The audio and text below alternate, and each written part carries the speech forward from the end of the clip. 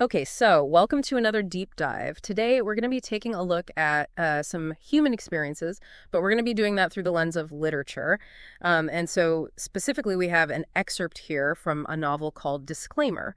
And I think it's interesting that the novel Disclaimer kind of sets itself up as, a work of fiction that is informed by research into immigration, but it's not trying to present itself as like a factual account. Yeah, and that's particularly interesting for us, I think, in this deep dive, because alongside that excerpt from Disclaimer, we're going to be taking a look at a section from a fictional work called Pipito's House, and specifically an excerpt called L.A. Nuetjits, Arnando Pipito, and Bolivia. Yeah. And so what's interesting for us, I think, is that even though this excerpt from Pipito's House is part of a fictional work, it offers a narrative through which we can look at experiences of clandestine migration. Right. And we're not going to be treating it as a documentary or anything like that, but what we want to do is unpack the raw human elements that are presented in it.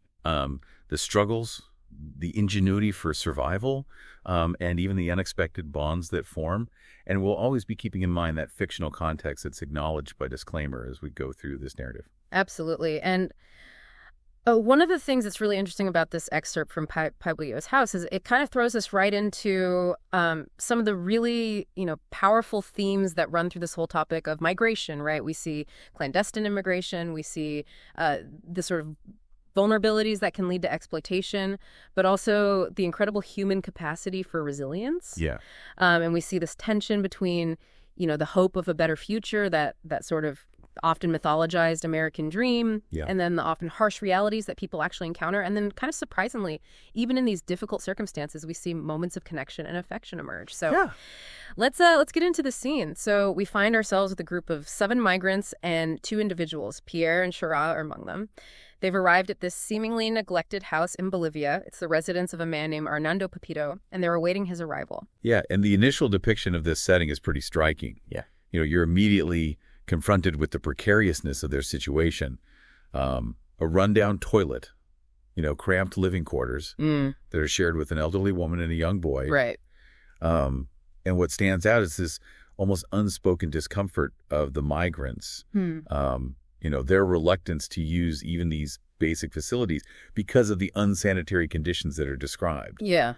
That detail of a shared water bucket and like a single likely worn cup, really brings home this extreme lack of resources and, the constant compromises that they're forced to make. Right. It's like a really visceral introduction to their reality. Absolutely. And in this environment, Pierre quickly becomes a key figure. We learn early on that he speaks Spanish, which is a significant relief for the group. Absolutely. Shara even declares him their translator with a sense of pride. Yeah. It's like an immediate demonstration of how individual skills can become so essential for collective survival in these circumstances. We also see Pierre's kind of like practical thinking when he interacts with a young boy named Diego, inquiring about charging his phone, and noting the location of power outlets. Yeah. These are seemingly small actions, but they really underscore the constant need to maintain contact, to stay connected to either their past or their future, even in this very temporary and uncertain present. Absolutely. And what's so fascinating here is how Pierre's ability to communicate and his resourcefulness, they're not just personal attributes, they actually become vital assets for the entire group's navigation of this unfamiliar and challenging landscape. Yeah. It highlights a crucial aspect of the migrant experience, the reliance on each other and on, unexpected skills to overcome these obstacles that are constantly thrown their way. Yeah. And, I think also his concern for the seemingly malnourished dogs in the yard really speaks to this fundamental human empathy that persists even when he himself is in a vulnerable position. Yeah, absolutely. Then we see Pierre actively seeking information from Diego, trying to understand the unspoken rules of this place. Right. He asks, how should they behave? What should they expect? Yeah. And Diego's response is quite telling. He says that they'll be given a meal of rice, chicken, and Coca-Cola. That specific mention of Coca-Cola is interesting. It is. Yeah. Yeah, it is. Yeah. But crucially, they can't stay the night. Right. And this immediately underscores the transient and insecure nature of their stay. Absolutely. It's not really a place of shelter. It's a brief stop. Yeah, it's not a safe house. Right. And this brief interaction with Diego, I think, raises a significant point about the function of Pipito's house. It's clearly a node in a larger network, a temporary holding space, rather than a place of, refuge or genuine assistance. Yeah, and Diego's kind of matter-of-fact tone highlights the transactional nature of this stage of their journey. Yes. They receive a basic provision, a meal, but no real security or respite from their journey. Yeah. It really reinforces this idea that these clandestine routes are often about movement, not safety. Yeah. And Pierre, on receiving this information, immediately takes on a leadership role. Yeah. He translates for the group, preparing them mentally and practically for what he understands will be a cold journey onward to Desaguadero in Peru. Yeah. He's thinking ahead, trying to equip them with the limited resources they have to face the next challenge. Right. Shortly after the promised food arrives, brought by an older woman, pots of rice and chicken, along with those large bottles of Coca-Cola. Yeah. It's a rudimentary meal, but under their circumstances, it must feel like a significant provision. Yeah, I think the inclusion of Coca-Cola in that offering is a detail that really invites further thought. Yeah. It's a powerful symbol of globalized Western culture. Right. And its presence here, within this narrative of clandestine migration in Latin America, subtly highlights this pervasive reach of global consumerism, even into these marginalized and informal spaces. What does it signify about the aspirations or even the perceived markers of progress for those undertaking these journeys? Right. Later, we see Pierre's curiosity again as he accompanies Diego to a cage where two parrots named Pastor and Pastora are kept. Okay. It's a fleeting moment of normalcy amidst all this tension. Yeah. A small point of connection between Pierre and this young boy over something innocent and alive. Yeah. But then the dynamic shifts as Shara approaches Pierre, initiating a more personal interaction. And this is where we see this emergence of the crucial human element. Yeah. This need for connection. Yeah.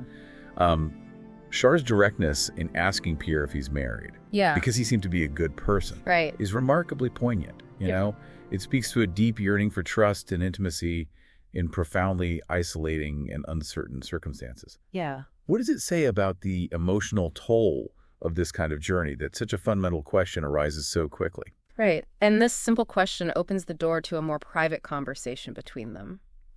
Pierre shares something deeply personal.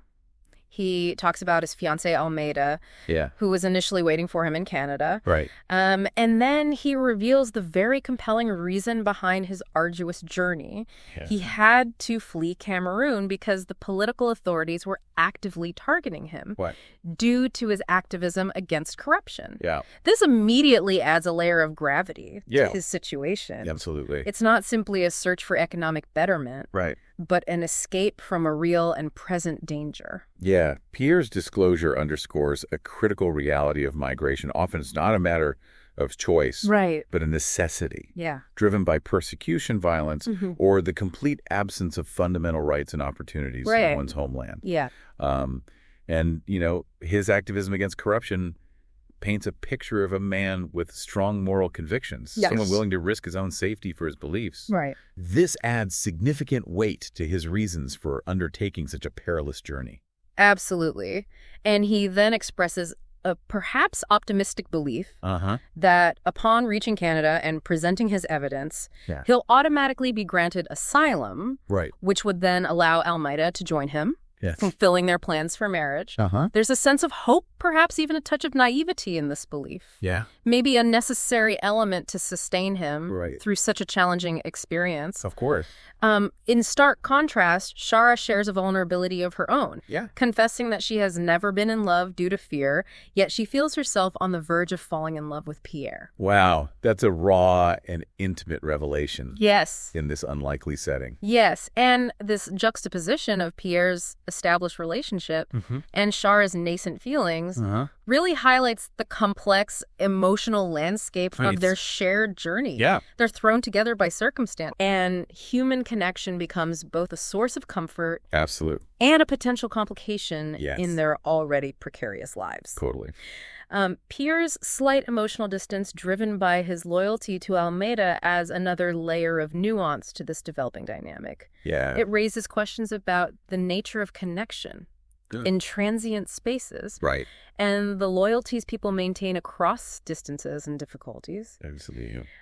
Shiraz, sensing this distance, presses him on the strength of his feelings for Almeida, Yeah. especially given the time they've been apart.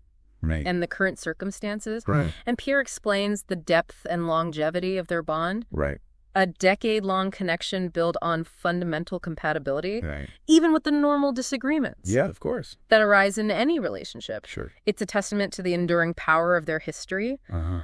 And then, in a very tender moment, Okay. Shiraz reaches out and holds and caresses Pierre's hand Wow. as he recounts his past. It's a powerful nonverbal expression of empathy and connection Right. in the midst of displacement and uncertainty. That moment of physical connection beautifully illustrates this theme of solidarity and even love Yeah. that the excerpt touches upon, Right. even in these harsh and dehumanizing conditions. Yeah. That fundamental human need for comfort and connection, Right. it persists. Yeah. Shara's gesture is a potent symbol of empathy, Yeah. perhaps a shared understanding of vulnerability and the yearning for intimacy in lives marked by instability and fear. Yes. It's a reminder of the emotional bonds that can form in the most unexpected places. Right. The scene then takes a dramatic turn with the arrival of Arnando Pipito himself. Okay. He arrives in a large white car, Wow. an ostentatious vehicle that stands in stark and almost jarring contrast to the dilapidated state of the house. Yeah. And adding to this visual contrast are the two visibly drunk young women in the car. Right. It's a detail that speaks volumes about Pepito's character and perhaps the nature of his enterprise without needing explicit explanation. I mean, the stark contrast between Pepito's apparent affluence, Yeah. Symbolized by this large white car, Right. and the presence of the women, Yeah. and then the evident poverty of the house, Right. where his own mother and son reside, is immediately striking. Yeah. It strongly suggests a system of exploitation Yeah. where Pepito is profiting significantly Right. from the desperation of others, Yeah. while his own family lives in relatively deprived conditions. Right. This visual juxtaposition raises uncomfortable questions about the ethics and inherent inequalities Yeah. within these clandestine networks. Right. And this context makes Diego's earlier, seemingly simple request to Pierre for $5 para ayudar y voilà Yeah, all the more significant and telling. right. It implies that despite Pepito's visible wealth, Uh-huh. his own family is in need of even a small amount of money, Yeah. further highlighting the exploitative dynamic at play. It's a subtle but powerful indicator of where the profits of this operation are going Right. and who's being left behind. Yeah, it's a poignant detail that underscores this often overlooked aspect of human trafficking and clandestine migration networks. Yeah, The right. wealth generated rarely benefits those on the margins, Right. even those connected to the facilitators. Yeah. Diego's plea for $5 is a stark reminder of the inherent inequalities and the human cost embedded within these operations, Yeah. where profit often comes at the expense of basic human needs, even within the same family. Right. The subsequent interaction between Pepito and Pierre is notably transactional and devoid of any real human connection. Yeah. Pepito immediately asks for the package Pierre received from the first coyote in Brazil. Right. He examines it, takes his cut, Yeah. a clear indication of the financial exchange driving this whole operation, Right. and then returns the remainder to Pierre with specific instructions on who to deliver it to once he reaches the Peruvian border. He also provides Pierre with the contact information and an image of the next coyote in the chain. Wow. It's a cold, business-like exchange, Yeah. treating Pierre as a mere cog in a larger profit-driven machine. This clinical exchange really underscores the dehumanizing nature of these clandestine migration networks. Right. The individuals undertaking these perilous journeys are often treated as commodities. Right. Their lives and aspirations are reduced to a series of transactions Yeah. managed by individuals primarily motivated by financial gain. Right. The seamless handover of the next contact Right. emphasizes the ongoing nature of their vulnerability and their continued reliance on this shadowy and exploitative network. Right. You know, there's no sense of human welfare or concern, just the efficient continuation of the business. Yeah, exactly. The excerpt concludes with Pepito issuing a curt order for everyone to prepare for the next leg of their journey. There's a palpable sense of constant movement, of never being able to settle to rest or to feel truly safe. This abrupt departure sets the stage for the continuation of their story, as the narrative itself points out in the subsequent episode of this fictional work. So what truly resonates after this deep dive into this excerpt, even acknowledging its fictional nature, we gain some really powerful insights into the harsh realities faced by migrants. Absolutely. You know, we see the stark conditions of their temporary shelter. The implied exploitation that's evident in the contrast between Pepito's wealth and his family's needs.